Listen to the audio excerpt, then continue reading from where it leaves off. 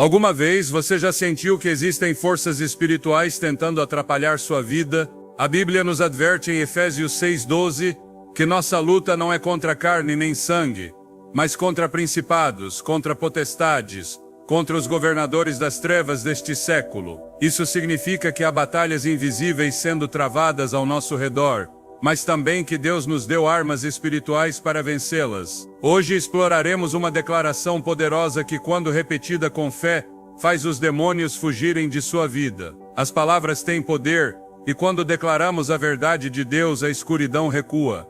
Neste vídeo, você descobrirá como uma simples oração baseada nas Escrituras pode trazer liberdade, restauração e proteção sobre você e sua família. Não permita que o inimigo ganhe terreno em sua vida. Você está pronto para ativar o poder de Deus e ver sua glória se manifestar? As palavras têm um poder que vai além do que imaginamos. Não são meros sons lançados ao vento, mas decretos que moldam nossa realidade espiritual. Desde o princípio dos tempos, a Bíblia nos mostra como a voz de Deus trouxe tudo à existência. Disse Deus: haja luz, e houve luz. Gênesis 1:3. A criação em si é a maior prova de que a palavra falada libera poder. Se Deus usou sua voz para dar forma ao universo, você não acha que nossas palavras também têm um peso espiritual? Jesus nos ensinou que o que declaramos com fé pode transformar nosso entorno. Marcos 11:23 diz com clareza: qualquer que disser a este monte, levanta-te e lança-te ao mar, e não duvidar em seu coração, mas crer que se fará o que diz, tudo o que disser lhe será feito. Mas assim como nossas palavras podem trazer bênção e vida, também podem abrir portas para a opressão e o ataque do inimigo. Por isso é crucial entender que o que sai de nossa boca tem repercussões no mundo espiritual. Quando declaramos a palavra de Deus, liberamos um poder que os demônios não podem resistir. No Evangelho de Mateus vemos que Jesus usou as Escrituras para vencer a tentação no deserto. Está escrito, Mateus 4:4 foi a resposta com a qual derrotou o inimigo. Ele não usou argumentos humanos nem lógica, mas a autoridade da palavra. Isso nos mostra que, quando enfrentamos ataques espirituais, não precisamos de armas terrenas. Precisamos declarar a verdade de Deus com fé e convicção. Há uma oração específica que, quando repetida com fé, faz os demônios fugirem. Não é uma fórmula mágica, mas uma declaração baseada na autoridade de Cristo. Filipenses 2:10 nos revela que ao nome de Jesus se dobre todo o joelho dos que estão nos céus, na terra e debaixo da terra. Isso significa que o reino das trevas não pode resistir ao poder do nome de Jesus quando proclamado com autoridade. Muitos crentes subestimam o impacto do que dizem. Frequentemente eles se queixam, lamentam ou pronunciam palavras de derrota sem perceber que estão abrindo portas espirituais para a opressão. Provérbios 18:21 adverte: a morte e a vida estão no poder da língua, e aquele que a ama comerá do seu fruto. O que declaramos atraímos. Por isso, se passamos nosso tempo repetindo palavras de temor e fracasso, estamos alinhando nossa vida com o que o inimigo deseja. Mas quando decidimos falar com a autoridade da palavra de Deus, estamos estabelecendo o domínio do reino dos céus sobre nossa vida. Há testemunhos de pessoas que viram como suas palavras mudaram radicalmente sua realidade. Uma mulher que viveu anos sob constante ataque espiritual começou a declarar todos os dias: em nome de Jesus, nenhuma arma forjada contra mim prosperará. Isaías 54:7. No início não via mudanças, mas com o tempo notou que os pesadelos cessaram, a opressão desapareceu e seu lar se tornou um lugar de paz. Seu testemunho é um lembrete de que a constância na confissão da palavra transforma o ambiente espiritual. O inimigo odeia quando os filhos de Deus descobrem o poder do que declaram, por isso tenta silenciá-los com dúvidas e desânimo. Em Atos 16 encontramos a história de Paulo e Silas na prisão. Em vez de se lamentarem por sua situação, começaram a orar e cantar hinos a Deus. Suas palavras de louvor foram tão poderosas que provocaram um terremoto que abriu as portas da prisão e quebrou as cadeias. Isso não foi uma coincidência, mas uma manifestação do poder espiritual das palavras quando alinhadas com a fé em Deus. Se, em meio à prova, você escolher falar vida em vez de derrota, o inimigo não poderá resistir e terá que fugir. A chave está em repetir com fé as declarações que Deus nos deu em Sua palavra.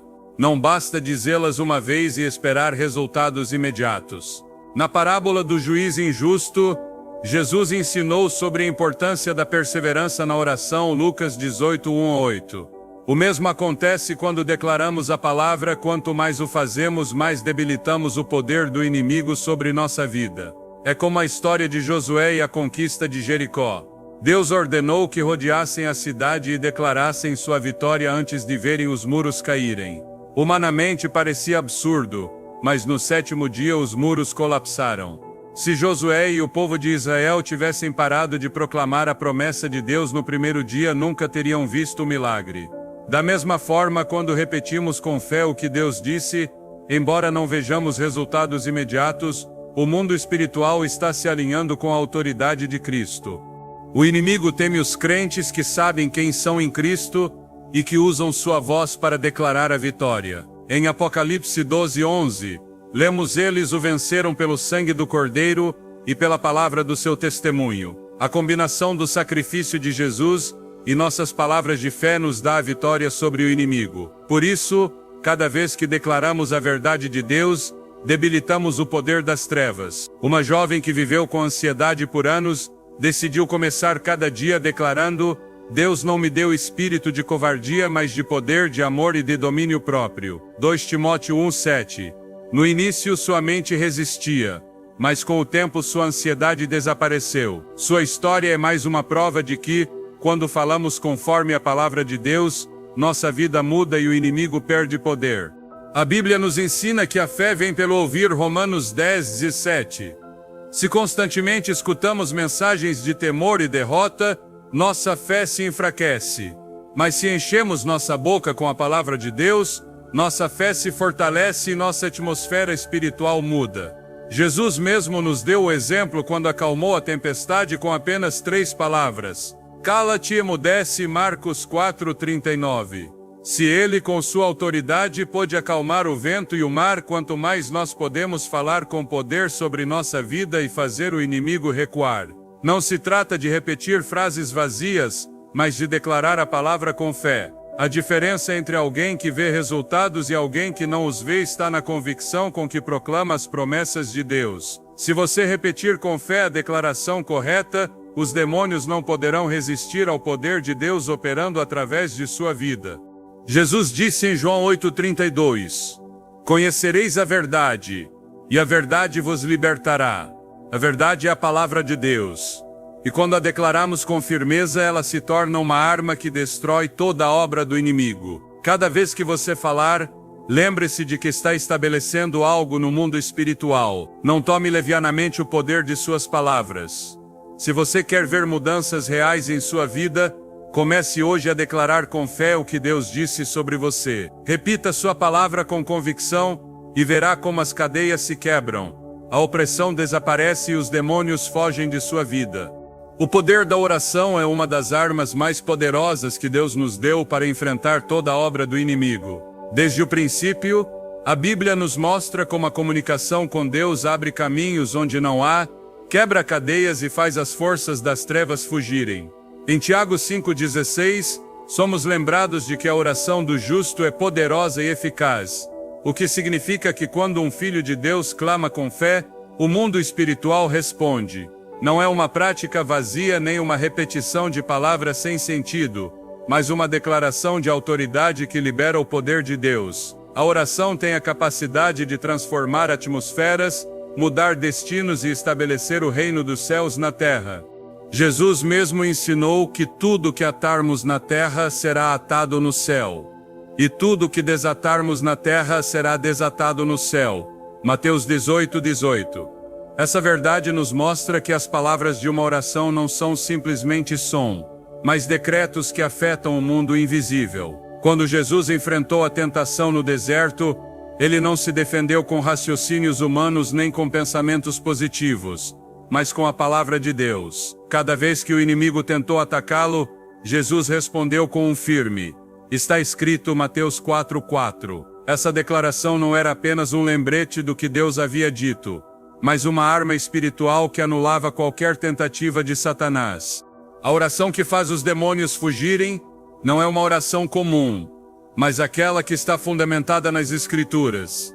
Deus deixou em sua palavra as declarações que devem sair da boca de seu povo quando estão em meio à batalha espiritual. Efésios 6:17 nos instrui a tomar a espada do Espírito, que é a palavra de Deus. Não há força no universo que possa resistir a uma oração baseada na Escritura declarada com fé e convicção. Ao longo da Bíblia, vemos que o inimigo recua quando o povo de Deus ora com autoridade. Em Atos 16, Paulo e Silas estavam presos e acorrentados. Mas em vez de se queixarem ou se renderem, começaram a orar e louvar a Deus. A resposta foi imediata. Um grande terremoto sacudiu a prisão. As cadeias se quebraram e as portas se abriram. Isso não foi um fenômeno natural, mas uma manifestação do poder de Deus liberado através da oração. Não importava quão fortes fossem as cadeias físicas, porque no mundo espiritual elas já haviam sido destruídas. Quando um crente ora com fé, as prisões espirituais desmoronam e todo o poder de opressão é quebrantado. O inimigo não pode resistir ao poder da oração que flui de um coração alinhado com a vontade de Deus. Jesus ensinou a seus discípulos que a oração não é uma opção, mas uma necessidade. Em Mateus 26:41, ele lhes disse: vigiai e orai para que não entreis em tentação. A oração é a chave para permanecer firme e resistir a qualquer ataque. Em Efésios 6, quando Paulo descreve a armadura de Deus, ele conclui com uma instrução fundamental, orando em todo tempo com toda oração e súplica no Espírito, Efésios 6:18. Isso nos mostra que a oração é o meio pelo qual todas as demais armas espirituais são ativadas. Você pode conhecer a palavra, mas se não a declarar em oração, não estará exercendo a autoridade que Deus lhe deu. O inimigo não teme um crente que conhece as Escrituras, mas não as usa, e sim aquele que as proclama com fé em sua oração. As Escrituras mostram que há momentos em que a única resposta é uma oração de autoridade. No livro de Atos, Pedro e João se encontraram com um homem coxo na porta do templo. Em vez de lhe darem uma ajuda superficial, declararam com firmeza: não tenho prata nem ouro, mas o que tenho te dou em nome de Jesus Cristo de Nazaré, levanta-te e anda. Atos 3:6. Eles não fizeram uma oração passiva, mas proclamaram com autoridade a verdade de Deus. Imediatamente o homem foi curado. A oração que expulsa a escuridão não é uma petição fraca, mas uma declaração firme baseada na autoridade do nome de Jesus. Filipenses 2:10 nos diz que ao nome de Jesus se dobrará todo o joelho dos que estão nos céus, na terra e debaixo da terra. Este versículo deixa claro que o mundo espiritual responde ao nome de Jesus quando é proclamado com fé. Em Marcos 9, os discípulos tentaram libertar um jovem possuído por um espírito imundo, mas não conseguiram. Jesus explicou que certos tipos de ataques só podem ser vencidos com oração e jejum. Marcos 9:29. Isso nos revela que a oração é mais do que um ato religioso. É uma ferramenta de guerra espiritual. Quando um crente ora com convicção, o inimigo perde sua influência, e todo espírito de opressão é obrigado a recuar. Na carta de Tiago, somos instruídos a resistir ao diabo para que ele fuja. Tiago 4:7. E uma das formas mais poderosas de fazê-lo é através da oração. Não é coincidência que, nos momentos mais intensos de seu ministério, Jesus se apartava para orar. Ele sabia que a oração o fortalecia e o preparava para a batalha. Em Lucas 6:12 lemos que ele passou toda uma noite em oração antes de escolher seus discípulos. Ele não tomava decisões sem antes ter orado, porque entendia que a oração libera a direção e o poder de Deus. Quando o povo de Israel enfrentou a ameaça de destruição nos tempos de Éster, a rainha convocou todo o seu povo a um tempo de oração e jejum. Eles não confiaram em estratégias humanas nem em influências políticas, mas buscaram o favor de Deus. Como resultado, o decreto de morte foi revertido e o inimigo foi derrotado. Essa história é uma prova de que, quando o povo de Deus se une em oração, até os planos mais perversos do inimigo são frustrados. Em 2 Crônicas 20, o rei Josafá enfrentou uma invasão massiva de seus inimigos. Em vez de depender de suas forças militares, convocou toda a nação a orar. Sua oração não foi uma simples petição, mas uma declaração de confiança em Deus. Não sabemos o que fazer, mas a ti volvemos nossos olhos. 2 Crônicas 20:12. A resposta de Deus foi imediata, o inimigo foi confundido e se destruiu a si mesmo. Esse relato nos mostra que a oração muda batalhas porque move o braço de Deus em favor de seu povo. Cada vez que na Bíblia vemos uma intervenção divina poderosa, encontramos que antes houve oração. Elias orou, e o fogo desceu do céu. Moisés orou, e o mar se abriu. Daniel orou, e os leões não puderam tocá-lo. A constante em todos esses relatos é que não foi o esforço humano que produziu os milagres, mas a oração de fé. O Salmo 91 declara que, quando clamamos a Deus, Ele nos livra do laço do caçador e da peste destruidora. Essa promessa é uma garantia de que, quando um crente eleva sua voz em oração, os demônios fogem porque não podem resistir à presença de Deus. A oração não é apenas uma disciplina espiritual, mas uma arma letal contra o inimigo. Cada palavra de fé que declaramos em oração é como uma espada que atravessa a escuridão. Quando alguém repete com fé a palavra de Deus, está liberando um poder que as trevas não podem resistir. A Bíblia nos diz em 1 João 5,14 que, se pedimos algo conforme a sua vontade, Ele nos ouve. Não há oração baseada na palavra de Deus que fique sem resposta. Jesus prometeu que tudo o que pedirmos em seu nome, crendo, receberemos. Marcos 11:24. Quando repetimos com fé a oração correta, os demônios fogem, as cadeias se quebram e a atmosfera espiritual muda. A escuridão não tem autoridade onde a luz de Deus é proclamada. O inimigo não tem poder sobre aqueles que foram redimidos pela sangue de Cristo. Mas sua estratégia sempre foi a mesma: semear medo e dúvida no coração dos filhos de Deus. Desde o princípio, sua tática foi distorcer a verdade e fazer o ser humano questionar o que Deus disse. No jardim do Éden, a serpente não atacou com violência nem com uma ameaça visível, mas com uma simples pergunta. Foi assim que Deus disse, Gênesis 3:1.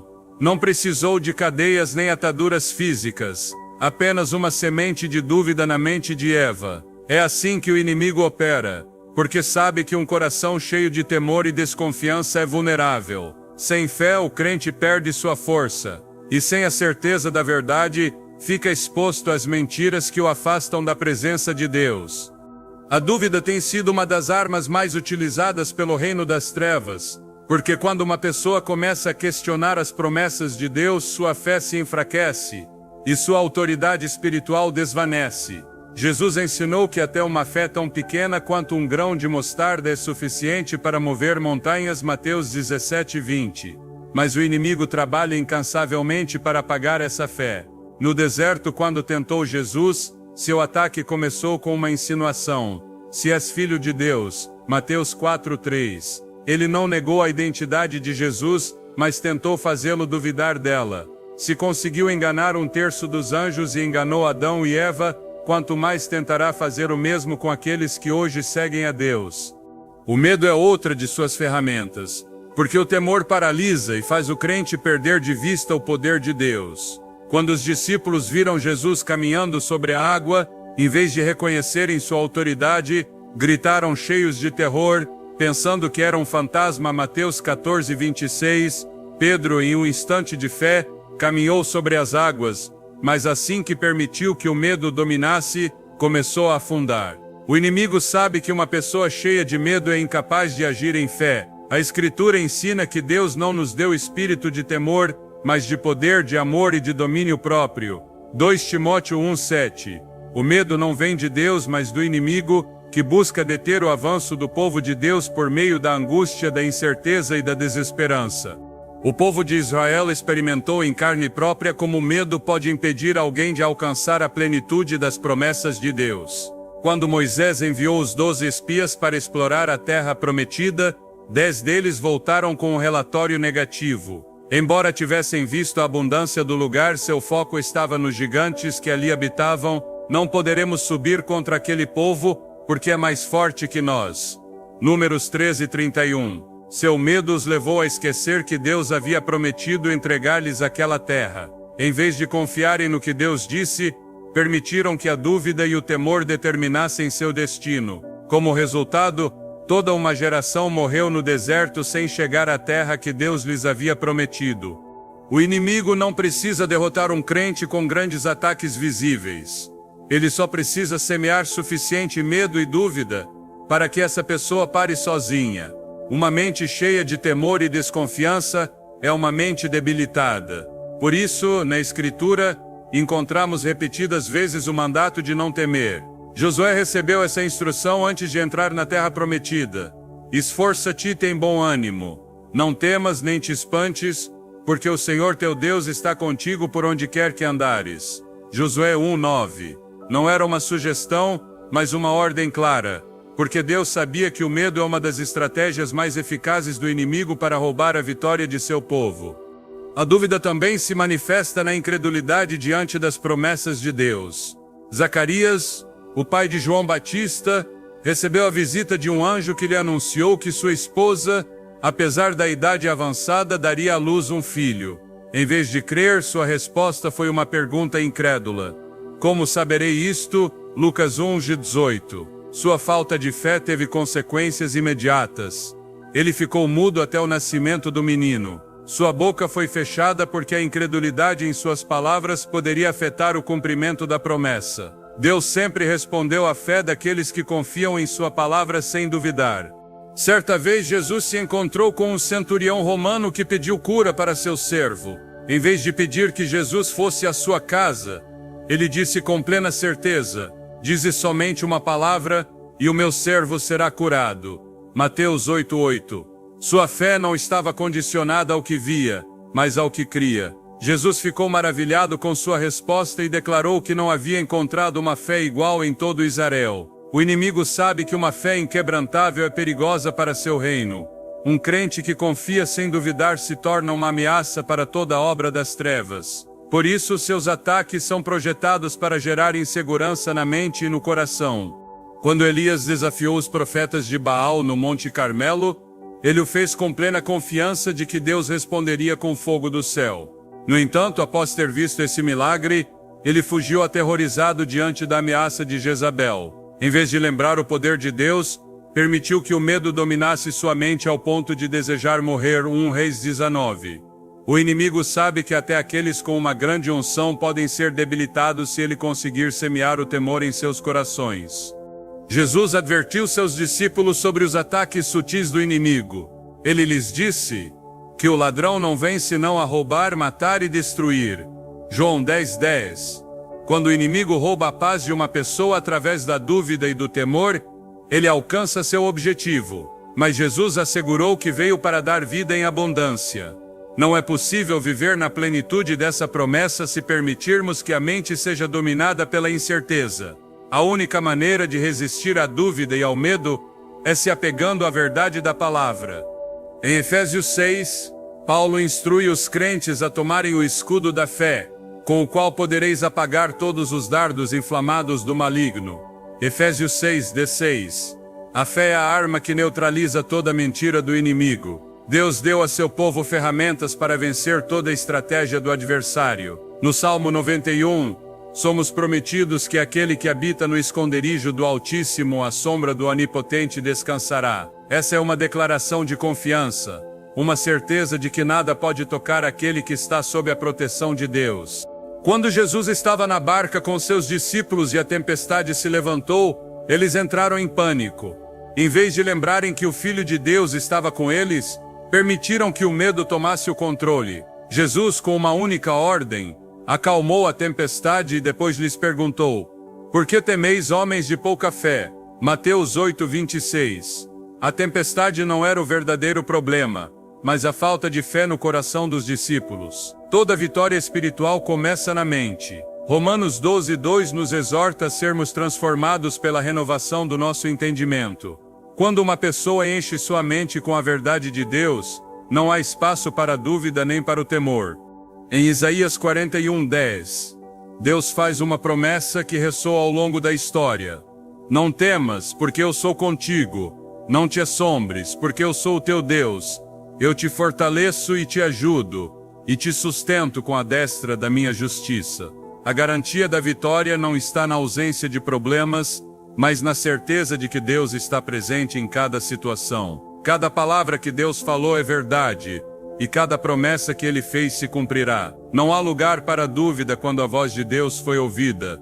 Não há espaço para o medo quando sua presença está com seu povo. Quando um crente decide se apegar à verdade da palavra e rejeita todo pensamento de temor, o inimigo perde sua influência e foge.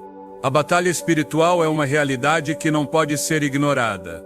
Desde o princípio, a humanidade esteve no meio de um conflito invisível, onde as forças do bem e do mal lutam por influência e domínio. A Escritura deixa claro que não se trata de uma guerra física, mas de uma luta contra principados, potestades e governadores das trevas. Efésios 6:12. Mas Deus não deixou seu povo indefeso. Ele providenciou uma armadura espiritual, uma proteção divina que capacita os crentes a resistirem aos ataques do inimigo e permanecerem firmes. A vitória não depende da força humana nem da astúcia pessoal, mas da disposição de cada crente para se revestir com as ferramentas que Deus providenciou. Sem essa armadura, o crente se expõe ao engano, à opressão e à influência das trevas. Mas quando se veste com a proteção divina, nenhuma força do inimigo pode prevalecer. Deus projetou cada parte dessa armadura com um propósito específico. Na antiguidade, um soldado não podia entrar em batalha sem seu equipamento de proteção, porque qualquer descuido significava a morte. Da mesma forma, um crente que não se reveste da armadura de Deus se torna um alvo fácil para os ataques espirituais. Efésios 6 descreve detalhadamente cada parte dessa armadura, enfatizando a importância de cada elemento. A verdade é o cinto que sustenta tudo em seu lugar. A justiça é a couraça que protege o coração. A paz é o calçado que permite avançar sem medo. A fé é o escudo que apaga os dardos do inimigo. A salvação é o capacete que protege a mente. E a palavra de Deus é a espada que derrota toda mentira e engano. Sem esses elementos, um crente está exposto, mas quando os usa corretamente, torna-se um guerreiro espiritual invencível. O inimigo busca vulnerabilidades.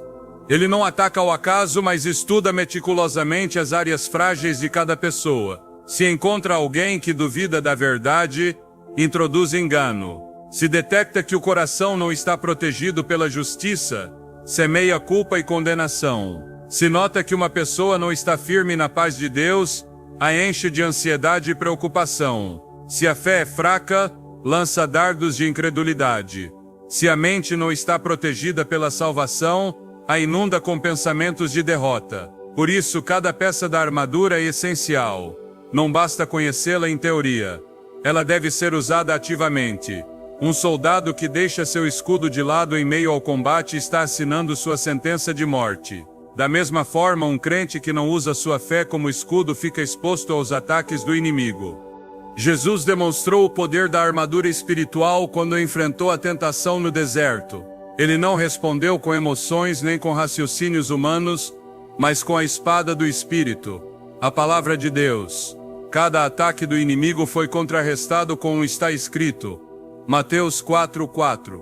Essa é a chave da vitória. Não importa quão forte seja o ataque. Se o crente está vestido com a armadura de Deus e sabe como usá-la, o inimigo não poderá prevalecer. A armadura não é uma metáfora vazia nem um conceito simbólico, mas uma realidade espiritual que faz a diferença entre a vitória e a derrota. Não é opcional, mas uma necessidade para todo aquele que deseja permanecer firme na fé. Cada peça da armadura tem uma função específica, mas juntas formam uma defesa impenetrável. A verdade é o fundamento sobre o qual tudo se sustenta. Sem ela, tudo mais desmorona. Satanás é o pai da mentira, e sua principal estratégia é distorcer a verdade. Desde o princípio, sua tática foi semear confusão e engano, porque ele sabe que um crente que não conhece a verdade é vulnerável. A justiça protege o coração, porque é no coração que nascem as decisões que determinam o destino de uma pessoa. Se o coração está exposto, o inimigo pode enchê-lo de culpa, condenação e pecado. A paz é a base que permite avançar sem medo. Um crente que não tem paz está paralisado, incapaz de se mover na direção que Deus indicou. A fé é a barreira que detém cada ataque do inimigo. Sem fé, os dardos do maligno encontram seu alvo. A salvação é a proteção da mente, porque é na mente que se travam as batalhas mais intensas. Se um crente não está seguro de sua salvação, o inimigo enche de dúvidas e inseguranças. E a palavra de Deus é a única arma ofensiva, a espada com a qual se derrota toda a obra das trevas. Vestir-se com a armadura de Deus não é um ato simbólico, mas um compromisso diário. Não basta conhecê-la, é preciso ativá-la na vida cotidiana. A verdade deve ser proclamada e defendida. A justiça deve ser vivida com integridade. A paz deve ser buscada e mantida em todo momento. A fé deve ser exercitada e fortalecida. A salvação deve ser lembrada e afirmada. A palavra de Deus deve ser declarada e usada como arma de guerra. Um crente que entende isso não é facilmente abalado. Não importa quão grande seja a tempestade, ele permanece firme porque está protegido pela armadura divina. Os ataques do inimigo são constantes, mas a armadura de Deus é a defesa perfeita. Não importa que tipo de dardo o adversário tente lançar. Se o crente está revestido com cada peça da armadura, não será derrubado. A Escritura nos assegura que as portas do inferno não prevalecerão contra a igreja. Mateus 16:18. Isso significa que o inimigo não tem poder sobre aqueles que estão firmes em Cristo. Não há ataque que possa destruir alguém que decidiu viver com a proteção de Deus. Mas a chave está na constância. Não é suficiente usar a armadura um dia e esquecê-la no outro. Um soldado nunca vai à batalha sem seu equipamento. E um crente nunca deve enfrentar o dia sem sua armadura espiritual. As Escrituras estão cheias de exemplos de homens e mulheres que entenderam essa verdade e caminharam na vitória. Davi enfrentou Golias com plena confiança na proteção de Deus. Ele não confiou em uma armadura física, mas na autoridade do Senhor. Tu vens a mim com espada e lança, mas eu venho a ti em nome do Senhor dos Exércitos. 1 Samuel 17:45. Sua vitória não dependia de sua habilidade, mas de sua dependência em Deus. Daniel permaneceu firme em sua fé, mesmo quando foi jogado na cova dos leões. Ele não permitiu que o temor o vencesse, porque sabia que estava sob a proteção do Altíssimo. A armadura de Deus não apenas protege, mas capacita os crentes a enfrentarem qualquer desafio sem temor. Não há razão para viver sob a opressão do inimigo quando Deus providenciou uma defesa perfeita. Cada crente tem acesso à armadura de Deus, mas deve decidir usá-la. A fé deve ser ativada, a verdade deve ser afirmada, a justiça deve ser vivida. A paz deve ser buscada, a salvação deve ser lembrada e a palavra deve ser declarada. Não é suficiente conhecer esses princípios em teoria. Eles devem ser aplicados na vida diária. A batalha espiritual não é apenas uma ideia abstrata, mas uma realidade que se manifesta em cada área da vida. Há momentos em que a opressão do inimigo se torna evidente, em que as forças das trevas tentam tomar o controle e em que a luta se intensifica. Mas a Escritura é clara: não há escuridão que possa resistir ao poder de Deus, não há cadeia que não possa ser quebrada, e não há inimigo que possa prevalecer contra aqueles que foram redimidos. A vitória não é incerta nem depende de circunstâncias humanas, mas foi estabelecida desde a eternidade. A Bíblia testifica que aqueles que confiam no Senhor verão sua mão operando com poder. Em cada batalha, Deus demonstrou que sua autoridade é suprema, que sua luz é invencível, e que seu povo nunca está sozinho no meio da luta. A manifestação do poder de Deus na vida dos crentes é uma constante na Escritura. Não há relato em que aqueles que se apegaram à palavra tenham sido derrotados. Cada vez que enfrentaram a adversidade, cada vez que o inimigo tentou avançar, cada vez que a opressão se fez presente, a resposta de Deus foi a mesma. Sua presença irrompeu e mudou o curso da história. A fé não é apenas uma crença passiva. É uma convicção que transforma a realidade. Uma determinação que não se deixa influenciar pelo temor nem pelas circunstâncias. É a certeza de que Deus é fiel, de que suas promessas são imutáveis, e de que seu poder se manifesta em aqueles que confiam nele sem reservas. Os relatos bíblicos não são histórias sem propósito, mas revelações de princípios espirituais que seguem vigentes hoje. A libertação não é um conceito do passado, é uma realidade para todo aquele que clama ao nome do Senhor. Não há fortaleza do inimigo que possa resistir à palavra de Deus. Não há cadeia que seu poder não possa romper. Não há treva que possa permanecer onde sua luz se manifesta. Não há opressão que possa se manter onde sua autoridade é proclamada. A Escritura está cheia de testemunhos que revelam o caráter imutável de Deus. Ele é o mesmo ontem, hoje e para sempre, e seu poder continua agindo em favor daqueles que o buscam. Não há variação em sua autoridade, não há limitação em sua ação, não há circunstância que esteja fora de seu controle. O que ele fez no passado continua fazendo no presente, porque sua natureza não muda. As forças das trevas operam na ignorância, na mentira e no engano. Sua estratégia sempre foi ocultar a verdade, distorcer a percepção e semear confusão. Mas a palavra de Deus expõe seus planos, revela suas intenções e anula seu poder. Cada vez que a Escritura é proclamada com fé, o inimigo perde terreno. Cada vez que o nome de Jesus é exaltado, as cadeias de opressão se quebram. Cada vez que um crente toma seu lugar na autoridade que Deus lhe deu, a escuridão recua. A verdade é a arma mais poderosa contra o reino das trevas, porque a verdade liberta, a verdade ilumina, a verdade restaura. O inimigo não pode resistir a um coração que se alinha com a palavra de Deus, porque onde a verdade é proclamada, a mentira perde seu poder. Não há força maligna que possa prevalecer sobre aqueles que foram lavados pelo sangue do Cordeiro. Não há opressão que possa resistir ao poder de seu espírito.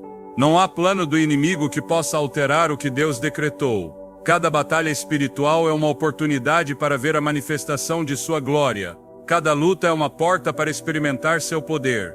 Não há nada que possa resistir à autoridade do céu quando seu povo se levanta em oração, quando a fé é proclamada, quando a verdade é estabelecida. Não há inferno que possa se opor à voz de Deus. Não há treva que possa se manter onde sua presença habita. Não há opressão que possa se sustentar onde seu nome é exaltado. O propósito da batalha espiritual não é simplesmente resistir aos ataques do inimigo, mas avançar no reino de Deus. Não se trata apenas de se defender, mas de conquistar. Não se trata apenas de suportar, mas de estabelecer sua vontade na terra. Jesus não veio apenas para libertar os cativos, mas para estabelecer o governo de Deus sobre toda a criação. Ele não veio apenas para curar os oprimidos, mas para demonstrar que o poder do céu é maior que qualquer força das trevas. Sua vinda marcou o início de uma nova era. Uma era onde a luz vence a escuridão, onde a verdade destrói a mentira, onde o reino de Deus avança sem parar. Não há poder que possa se opor à sua autoridade, não há adversário que possa resistir à sua glória, não há inimigo que possa friar seu propósito. Cada batalha é uma oportunidade para que Deus mostre sua fidelidade, para que seu poder se torne evidente, para que seu nome seja glorificado. A luta espiritual não é um sinal de derrota, mas uma indicação de que o inimigo tenta resistir ao inevitável. Seu reino foi sentenciado à derrota, sua autoridade foi despojada, seu fim foi decretado. Não há escape para o reino das trevas, não há esperança para sua rebelião. Seu destino foi selado desde a cruz, sua queda foi estabelecida desde a ressurreição. Não há reversão possível, não há apelação diante da justiça de Deus. Seu reino se abala, seus planos desmoronam, suas estratégias fracassam, a vitória já foi declarada, o poder de Deus já foi manifestado, sua glória já foi estabelecida. A proclamação da verdade, a declaração da derrota do inimigo, a exaltação do nome de Jesus é o sinal de seu fracasso. A manifestação do poder de Deus é o lembrete de que seu tempo acabou. Não há treva que possa se esconder da luz, não há opressão que possa se sustentar diante de sua presença. Não há mentira que possa prevalecer diante da verdade. O esforço do inimigo para se agarrar ao que já não lhe pertence é inútil. Todo ataque é um ato desesperado de uma autoridade que já foi destruída. Não há volta atrás, não há caminho para sua restauração. A vitória de Cristo é absoluta. Seu domínio é imutável. Seu reino é eterno. O tempo da opressão acabou, o dia da libertação chegou, a luz brilhou. Não há mais temor, não há mais cadeias, não há mais cativeiro. A voz de Deus falou, sua autoridade foi estabelecida, seu povo foi redimido. Não há dúvida em sua promessa, não há sombra de variação em sua fidelidade. Sua palavra permanece para sempre, sua verdade nunca mudará, seu poder nunca terá fim. Sua é a vitória, sua é o reino, sua é o domínio pelos séculos dos séculos. A autoridade espiritual não é um conceito simbólico, nem uma ideia abstrata, mas uma realidade que define o caminhar de cada crente. Não é uma opção nem um privilégio reservado para poucos, mas uma posição dada a todos aqueles que foram redimidos. Não é uma faculdade que depende de emoções ou circunstâncias, mas uma verdade estabelecida na Escritura.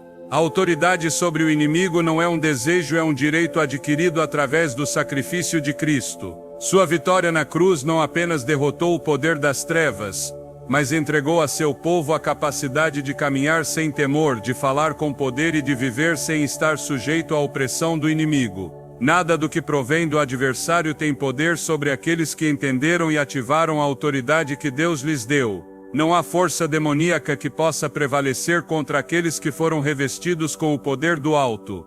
As Escrituras declaram que a vitória de Cristo é total e definitiva. Não foi uma batalha inconclusa, nem um confronto que deixou pontas soltas. Foi um ato absoluto que selou para sempre a derrota do inimigo.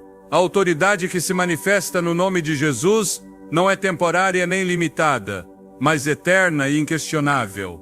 Filipenses 2, 9 e 10 proclama que Deus o exaltou sobremaneira e lhe deu um nome que é sobre todo nome, para que ao nome de Jesus se dobre todo o joelho nos céus, na terra e debaixo da terra. A submissão do inimigo não é uma possibilidade, é um fato. A reação das trevas diante do nome de Jesus não é opcional, é uma consequência inevitável de sua derrota. Não há resistência possível, não há escapatória. Sua autoridade foi quebrantada, seu poder foi destruído, sua influência foi reduzida a nada. Quando Jesus enviou seus discípulos, não os mandou como homens indefesos, mas como portadores de sua autoridade. Lucas 10, 19 declara: Eis que vos dou poder para pisar serpentes e escorpiões, e sobre toda a força do inimigo, e nada vos fará dano. Não era uma promessa condicional nem uma afirmação simbólica, mas uma realidade operativa que transformou a maneira como eles enfrentavam a obra das trevas. Quando voltaram surpresos pelo poder que haviam experimentado, Jesus confirmou o que já estava estabelecido. Eu vi Satanás cair do céu como um raio. Lucas 10, 18. O inimigo não tem poder contra aqueles que receberam a autoridade de Deus e a exercem com convicção. Não há espírito imundo que possa resistir. Não há obra das trevas que possa se manter em pé. A potestade do crente não está em sua própria força, mas no nome daquele que venceu. A autoridade espiritual deve ser entendida, exercida e mantida. Não é um estado passivo nem uma posição teórica, mas uma realidade que requer ação. Não basta conhecer a verdade se não se caminha nela. Não basta ter recebido poder se não se usa com determinação. A autoridade que não é exercida se perde. A posição que não é defendida se enfraquece. Um soldado que tem as armas, mas não as usa, não pode reivindicar vitória na batalha. Um crente que foi revestido de poder, mas não o ativa, não pode esperar ver mudanças em seu entorno.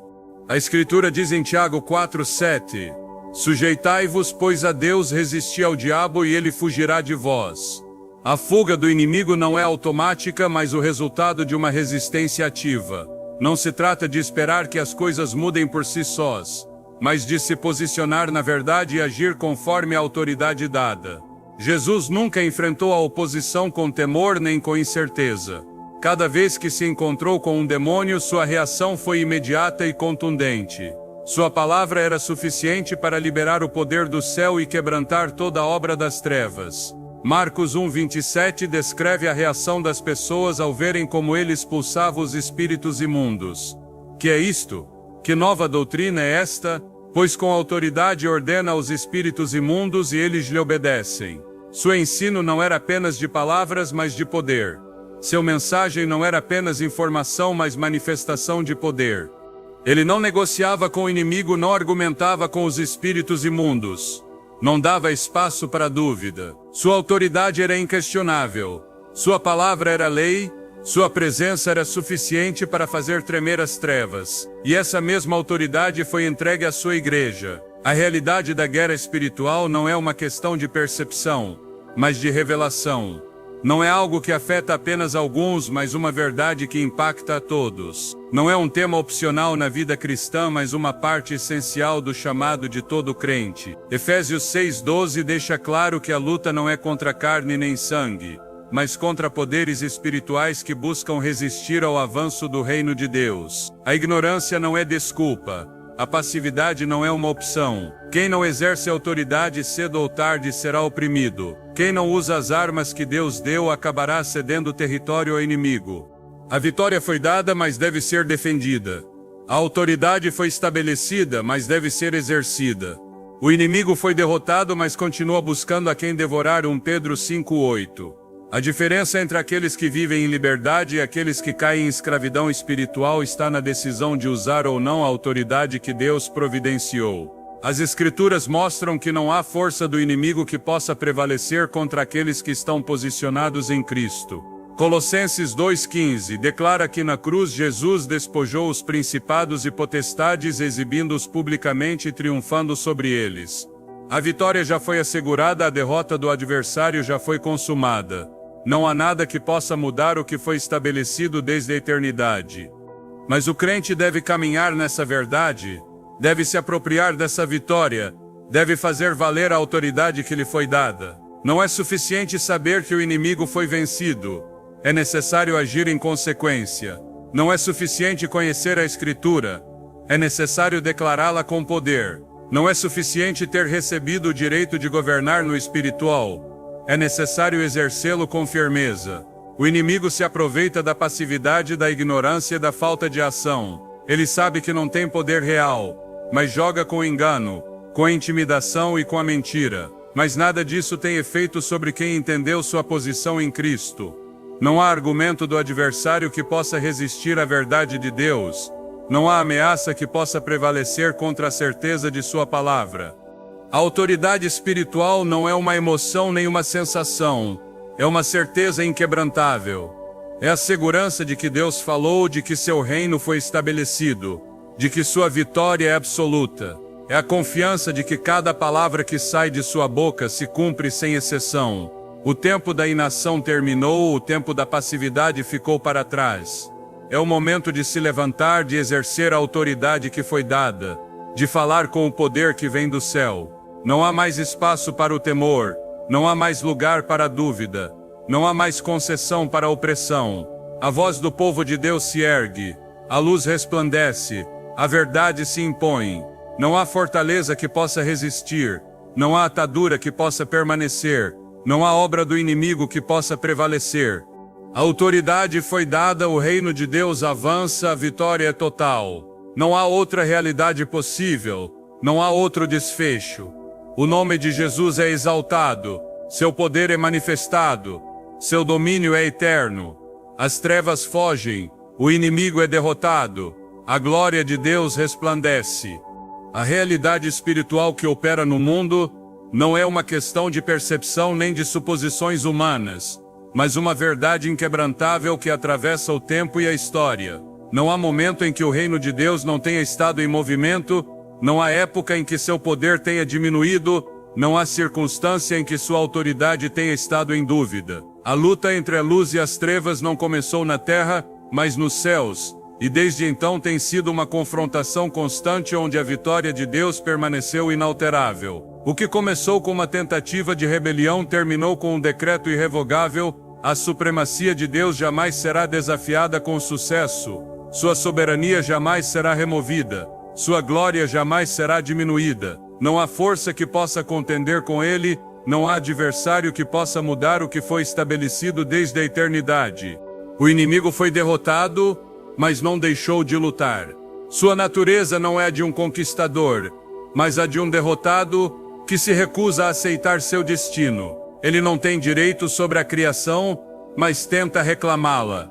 Não tem poder real sobre o povo de Deus, mas utiliza o engano para fazer-lhes crer que ainda pode dominá-los. Não tem autoridade para ditar o curso da história, mas manipula aqueles que estão cegos à verdade para que se alinhem com seus propósitos. Ele não atua desde a vitória, mas desde a desesperação. Não avança desde a força, mas desde a corrupção do que já foi declarado. Sua estratégia é a mesma desde o princípio: desviar, distrair, dividir. Ele não pode criar nada novo, porque nele não há vida, apenas distorção e morte. Mas Deus, em sua infinita sabedoria, já determinou o fim de toda a sua obra. A vitória de Deus não é um evento futuro nem uma possibilidade incerta. Não depende do tempo nem da resistência do inimigo. Não se constrói a partir de eventos fortuitos, nem de respostas circunstanciais.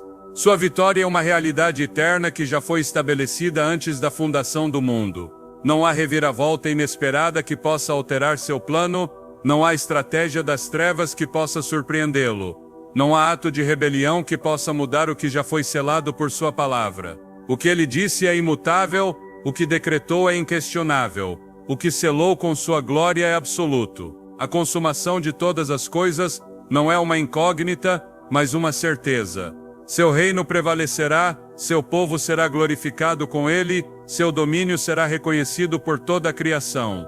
O fim da batalha espiritual não é simplesmente a erradicação do mal, mas a manifestação plena da glória de Deus. A luz não apenas expulsa a escuridão, mas a substitui com seu resplendor. A justiça não apenas pune a iniquidade, mas estabelece uma ordem onde a maldade já não pode existir. A verdade não apenas expõe a mentira, mas a anula por completo. Não é apenas um ato de eliminação do inimigo, mas de restauração da criação ao design original de Deus. Não é apenas o fechamento de um conflito, mas a plenitude de seu governo manifestado sem resistência. Não é apenas a queda do adversário, mas a exaltação daquele que é digno desde o princípio. A história da redenção não se trata apenas de uma luta entre o bem e o mal, mas da revelação do caráter de Deus em meio a essa luta. Cada batalha não é apenas uma prova de resistência, mas uma oportunidade para que sua glória se torne visível. Cada ataque do inimigo não é apenas uma demonstração de sua desesperação, mas uma plataforma para que o poder de Deus se manifeste de maneira ainda mais gloriosa. Cada vitória de seu povo não é apenas um triunfo momentâneo, mas uma confirmação de que o reino de Deus avança sem retrocesso. Não há movimento do adversário que não termine servindo aos propósitos divinos. Não há tentativa de resistência que não termine demonstrando ainda mais a supremacia do Altíssimo. Deus não apenas derrota seus inimigos, mas os humilha publicamente com o esplendor de sua justiça.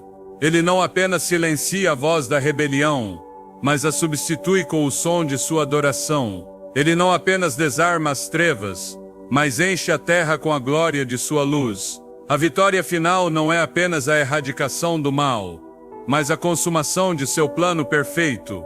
Não há margem para erro, não há possibilidade de que algo fique incompleto, não há espaço para incerteza. O que ele determinou será cumprido até o último detalhe. O que ele estabeleceu será executado com precisão absoluta. O inimigo luta porque não pode fazer outra coisa.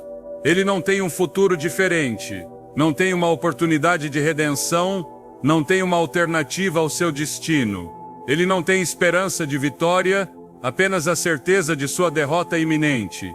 Ele não luta para ganhar, mas porque se recusa a aceitar que já perdeu. Ele não ataca com a convicção de um conquistador, mas com a desesperação de alguém que sabe que seu fim se aproxima. Cada tentativa de resistir apenas o aproxima mais de sua queda definitiva. Cada estratégia que implementa apenas confirma que seu tempo está se esgotando. A guerra que ele trava não é contra Deus, porque ele já foi vencido por toda a eternidade. É uma guerra contra o tempo, contra seu próprio destino, contra a sentença que já foi declarada contra ele. O povo de Deus não está em uma posição de fraqueza, mas de autoridade. Não luta para sobreviver, mas para estabelecer o que já foi decretado. Não enfrenta a batalha com temor, mas com a certeza de que cada confronto apenas aproxima mais a manifestação total do reino de Deus. Não avança com incerteza, mas com a confiança de que o que foi prometido será cumprido sem falta. A história não se encaminha para um desfecho incerto, mas para a consumação de uma vitória que já foi escrita desde a eternidade. Não há outra opção senão o triunfo de Deus, não há outro desfecho senão a exaltação de seu nome, não há outro futuro senão a manifestação total de sua glória.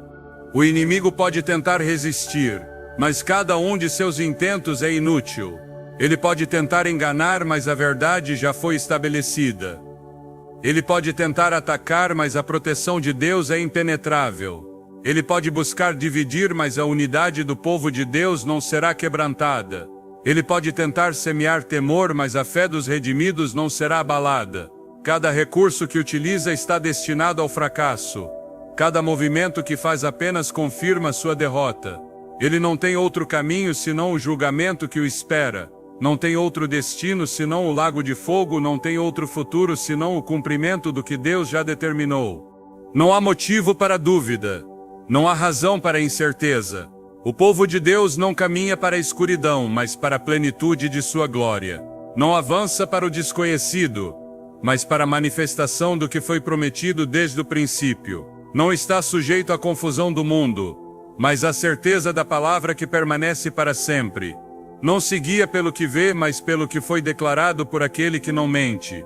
Não há temor em seu destino, apenas a certeza de que a vitória já foi assegurada.